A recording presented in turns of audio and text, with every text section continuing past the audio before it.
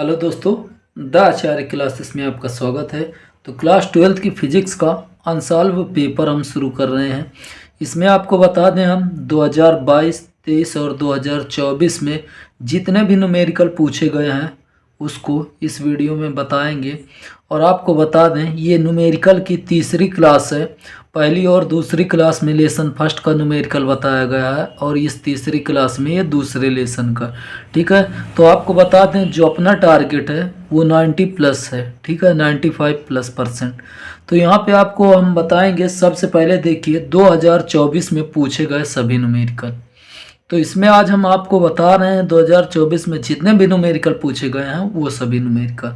तो चलिए वीडियो अब शुरू करते हैं। और आप अगर इस चैनल पर नए हैं तो इस चैनल को ज़रूर सब्सक्राइब कीजिए, ताकि आपको सभी लेसन के एक एक न्यूमेरिकल, बहुविकल्पी और लघु उत्तरी, दीर्घ उत्तरी, आपको सभी प्रश्न का उत्तर यहीं पे देखने को मिलेगा।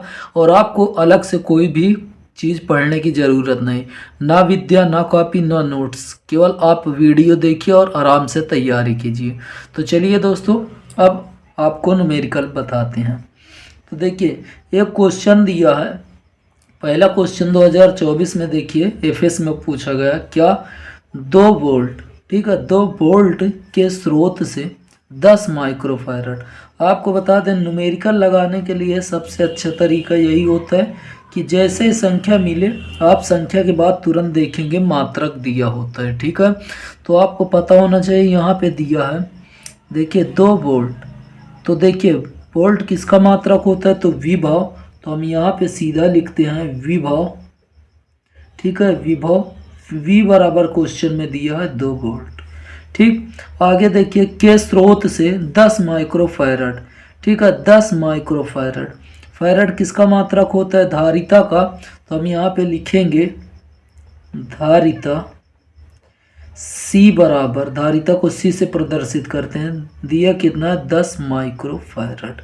ठीक है, अब आगे पढ़िए। धारिता का संधारित्र आवेशित किया जाता है, स्रोत से प्राप्त ऊर्जा ज्ञात करना है। ठीक है, उसके बाद संधारित्र में संचित ऊर्जा की गणना करना है। तो पहले क्वेश्चन में आप जो भी चीज़ दिया हो उसको लिख लिया करिए। उसके बाद फिर आप लोग देखिए वहाँ पे कुछ अगर चेंज करने के लिए हो तो चेंज करिए। जैसे यहाँ पे माइक्रोफैरड दिया है तो हमें केवल यहाँ पे लाना है फैरड में। तो यहाँ पे जब माइक्रो हटाते हैं तो 10 की घात -6 से गुणा करते हैं। जब भी फैरड हटाना, माइक्रो हटाना होगा 10 की घात -6 से गुणा करना होगा। ये बात हमेशा आप याद रखिए। ठीक, तो ये देखिए फार्मूला है। अब यहाँ पे आप लोग देखेंगे कि हमसे पहले क्वेश्चन पूछा क्या है, स्रोत से प्राप्त ऊर्जा। ठीक है, क्या पूछा है, स्रोत से प्राप्त ऊर्जा। तो आपको फार्मूला पता होगा स्रोत से प्राप्त ऊर्जा का। ठीक है, स्रोत से प्राप्त ऊर्जा। अब देखिए ऊर्जा को U से प्रदर्शित करते हैं। ऊर्जा को किससे प्रदर्शित करते हैं, U से प्रदर्शित करते हैं। तो U बराबर, ठीक है, U बराबर जो फार्मूला होता है CV² होता है। क्या होता है, U बराबर CV² होता है। तो बस यहाँ पे हमें मान रखना है। ठीक है, U बराबर C का मान देखिए कितना है, तो C का मान है 10 गुणे 10 की घात -6। ठीक है, 10 गुणे 10 की घात -6। उसके बाद देखिए V²। तो V² का मान यहाँ पे देखिए आप दिया, V का मान कितना दिया है, 2 दिया है। तो 2 का हम स्क्वायर कर देते हैं। ठीक है, तो यहाँ पे देखिए हम सीधा गुणा करते हैं। 2 का स्क्वायर होता है 4। ठीक, 2 का स्क्वायर कितना होता है 4। और देखिए 10 की घात ये प्लस में है। ठीक है, अब देखिए यहाँ पे 6 -6 में से 1 जाएगा, ये बचेगा -5। अब देखिए इसका मात्रक क्या होता है, तो याद रखिए ऊर्जा का मात्रक जूल होता है। ठीक है, तो इसका जो पहला आंसर आएगा वह आएगा 4 गुणे 10 की घात -5 जूल। ठीक है, पहला आंसर इसका ये आएगा।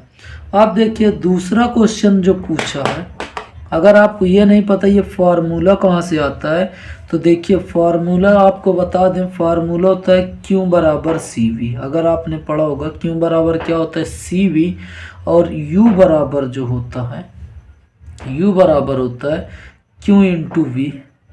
ठीक है, अब देखिए Q का मान ऊपर से रख देंगे तो CV, उसके बाद यहाँ पे V, तो देखिए यहाँ पे U बराबर कितना आ गया, ये CV स्क्वायर।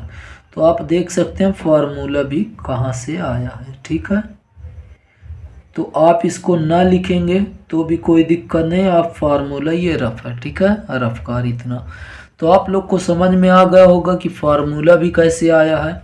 अब देखिए अगला क्वेश्चन, संधारित्र में संचित ऊर्जा की गणना करना है। क्या करना है, संचित ऊर्जा की गणना। तो हम यहाँ पे लिख लेते हैं साइड में दूसरा नंबर, संधारित्र में संचित ऊर्जा। संधारित्र में संचित ऊर्जा। देखिए तो संधारित्र में संचित ऊर्जा जो होती है वो U बराबर हाफ CV स्क्वायर। क्या होती है, U बराबर हाफ CV स्क्वायर। बस यहाँ पे मान रख देंगे U। अब देखिए 1/2 है तो 1/2, और C का मान क्या है, तो आप देख सकते हैं C का मान अभी यहाँ पे लिखा है। ठीक है, क्या है, 10 × 10⁻⁶। ठीक, उसके बाद V स्क्वायर, V का मान कितना दिया है, तो V का मान दिया है 2, और 2 का स्क्वायर करना। तो यहाँ पे अगर आप लोग देखें तो देखिए यहाँ पे घटा दें। ठीक है, 2 का स्क्वायर करेंगे तो 4। ठीक है, इसके बटे गुणे में है तो इसके बटे हम लिख सकते हैं, और ये देखिए घटा दीजिए, 6 में से 1 जाएगा -5। तो देखिए काट देंगे तो ये आएगा 2 × 10⁻⁵। और देखिए यहाँ पे आपसे क्या पूछा है, ऊर्जा, तो ऊर्जा का मात्रक जो होता है जूल ही होता है। तो ये बात याद रखिए, ये आंसर। ठीक है, तो देखिए कितना आसान क्वेश्चन पूछा था, और आपको बता दें ये 2 नंबर का क्वेश्चन था। कितने नंबर का, 2 नंबर का क्वेश्चन था, और देख सकते हैं कितना आसान है। बस फार्मूले पर रखिए और आंसर लाइए। ठीक है, अब चलिए देखिए अगला क्वेश्चन। क्वेश्चन इसलिए हम लिख के पहले से रखे हुए हैं ताकि वीडियो लंबी ना हो। ठीक, तो देखिए आप लोग क्वेश्चन नंबर दूसरा। तो देखिए क्वेश्चन नंबर दूसरा जो है FY सेट में पूछा गया था, और ये 3 नंबर का क्वेश्चन, वो वाला 2 नंबर का क्वेश्चन था इससे पहले, और ये 3 नंबर का क्वेश्चन। तो आपको कहीं अलग से पढ़ने की ज़रूरत नहीं, बस आप वीडियो देखते चलिए, आपको सॉल्यूशन, ठीक है, क्वेश्चन आंसर का पूरा यहाँ पे मिलेगा। तो देखिए क्वेश्चन क्या दिया था, C1 माइक्रोफैरड तथा C2 माइक्रोफैरड धारिता के 2 संधारित्रों को समांतर क्रम में जोड़ने पर तुल्य धारिता 20 आती है। तो आपको यहाँ पे पता होना चाहिए सबसे पहले जो समांतर क्रम और श्रेणी क्रम का फार्मूला क्या होता है। तो आपको हम बता दें, यहाँ पे फार्मूला साइड में बता दे रहे हैं कि समांतर क्रम का जो फार्मूला होता है, ठीक है, समांतर क्रम में जो फार्मूला होता है वो होता है तुल्य धारिता जो होगी, जितने भी धारिता होंगे वो जोड़ देंगे। ठीक है, 2 है तो 2, और 3 है तो 3। ठीक है, तो याद रखिए। उसके बाद जब समांतर का ये होता है तो आपको बता दें श्रेणी का जो होगा इसका उल्टा। ठीक है, श्रेणी क्रम में, श्रेणी में क्या होगा, तो ये इसका फार्मूला होता है 1/c बराबर 1/c1 + 1/c2 + 1/c3। ठीक है, और केवल 2 ही हो तो आप c बराबर सीधा लिख सकते हैं गुणनफल बटे योगफल। क्या लिख सकते हैं, गुणनफल बटे योगफल। तो आप ये भी फार्मूला लगा सकते हैं, चाहे इस फार्मूले से कर लें 2 के लिए या इससे। ठीक है, तो चलिए देखिए क्वेश्चन को आप समझिए। यहाँ पे बोला है C1 और C2 है, इसको अगर संधारित्रों को समांतर में जोड़ें तो कितना आना चाहिए, यहाँ पे तुल्य धारिता 20। तो देखिए समांतर क्रम का फार्मूला होता है C बराबर C1 + C2, मतलब C का मान दिया है। ठीक है, तो यहाँ पे समांतर क्रम में, समांतर क्रम में ठीक, समांतर क्रम का जो फार्मूला होता है C बराबर C1 प्लस C2, तो C1 प्लस C2 का मान कितना क्वेश्चन में दे रखा है यहाँ पे 20। कितना दिया है 20। तो इसको हम समीकरण 1 मान लेते हैं। क्या मान लेते हैं? समीकरण 1। अब देखिए उसके बाद यदि उन्हें श्रेणी क्रम में जोड़ा जाए, ठीक है, तो तुल्यधारिता कितनी हो जाती है? 4.18। तो यहाँ पे श्रेणी क्रम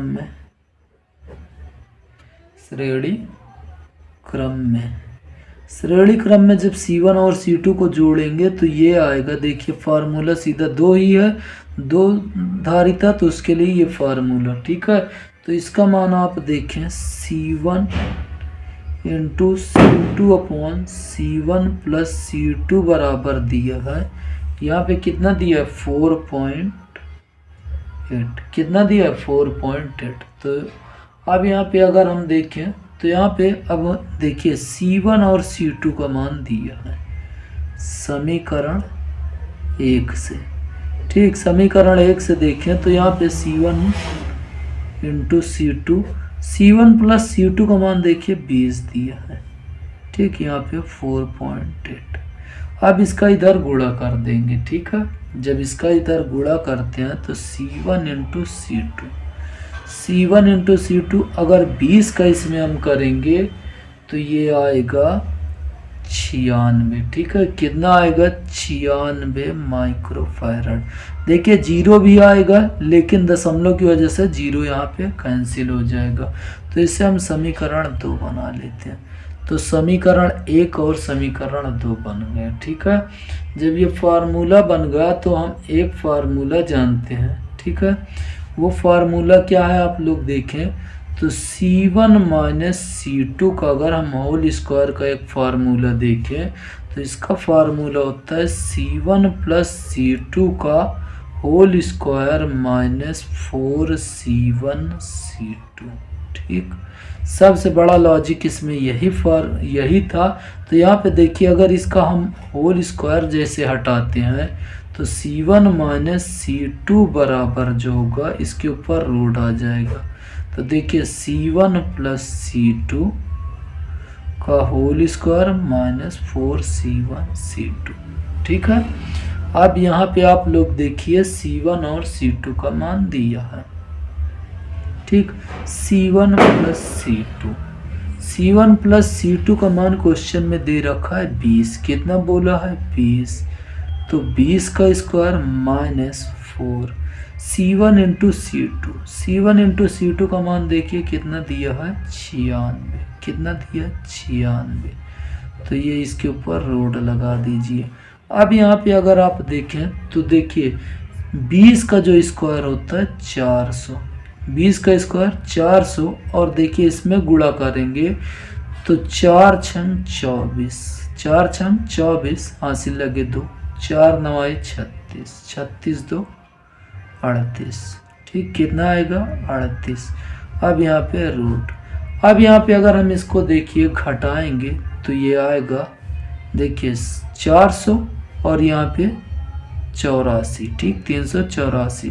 तो 400 में से 384 घटाएंगे तो 16 आएगा। कितना आएगा? 16। और आपको पता होगा रूट 16 ये किसका मान है स्क्वायर, तो आपको पता है ये C1 C2 सभी जगह होगा, ठीक। तो यहाँ पे जो आएगा इसका मान देखिए 4। कितना आएगा? 4। तो C1 माइनस C2 का मान जो आया वो कितना है? 4 माइक्रोफैरड। तो इसको हम समीकरण 3 बना लेते हैं। क्या बना लेते हैं? समीकरण 3। अब यहाँ पे आप लोग देखिए समीकरण 3 आ गया।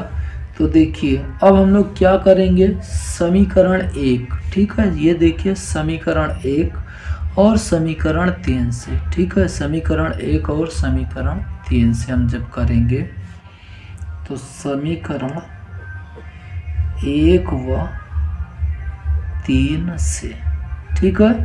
समीकरण 1 व 3 से तो यहाँ पे जैसे ही अगर हम मान रखते हैं देखिए C1 प्लस C2 बराबर 20 और यहाँ पे C1 माइनस C2 बराबर 4,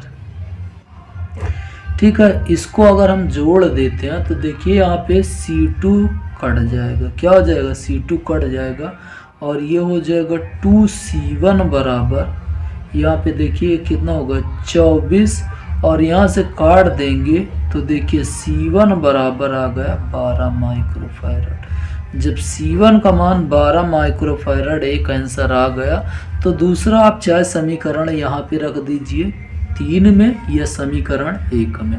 ठीक है, तो चलिए हम यहाँ पे रख दे रहे हैं समीकरण 3 में ही। समीकरण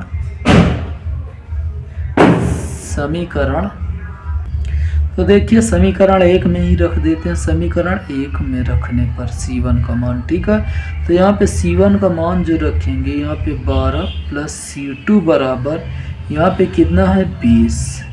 ठीक, अब यहाँ पे अगर आप देखें C2 जब ये उधर जाएगा तो 20 में से 12 जाएगा 8 माइक्रोफैरड। कितना आया? 8 माइक्रोफैरड। लेकिन हमसे क्या बोला था? अनुपात। तो यहाँ पे हम अनुपात निकालेंगे किसका? C1 और C2। C1 बट्टे C2 बराबर C1 का मान 12 माइक्रोफैरड और C2 का मान 8 माइक्रोफैरड। तो देखिए इसको 4 से काट देंगे तो C1 बट्टे C2 का जो मान आएगा 4 तेई 12 बट्टे 2।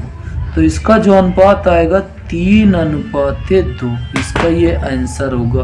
तो आप लोग को समझ में आ गया होगा। नहीं आया तो आप इसको ज़रूर दोबारा देख लीजिए। ठीक है, इसके बाद हम अगला क्वेश्चन की तरफ चलते हैं। ठीक है, तो देखिए दोस्तों अगला क्वेश्चन। ये अगला क्वेश्चन अब दोस्तों अगली वीडियो में बताएंगे, क्योंकि आज मुझे बहुत अर्जेंट काम आ जाने के कारण मैं ये वीडियो यहीं तक बना रहा हूँ। तो आप वीडियो को ज़रूर देखते रहिए और आपको लगातार वीडियो मिलती रहेगी। आज के लिए दोस्तों मैं क्षमा चाहता हूँ आप सभी से।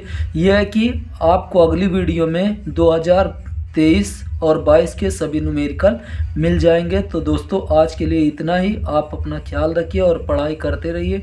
तो दोस्तों अगले वीडियो में हम आपको सभी न्यूमेरिकल बताएंगे। तब तक के लिए दोस्तों जय हिंद, जय भारत।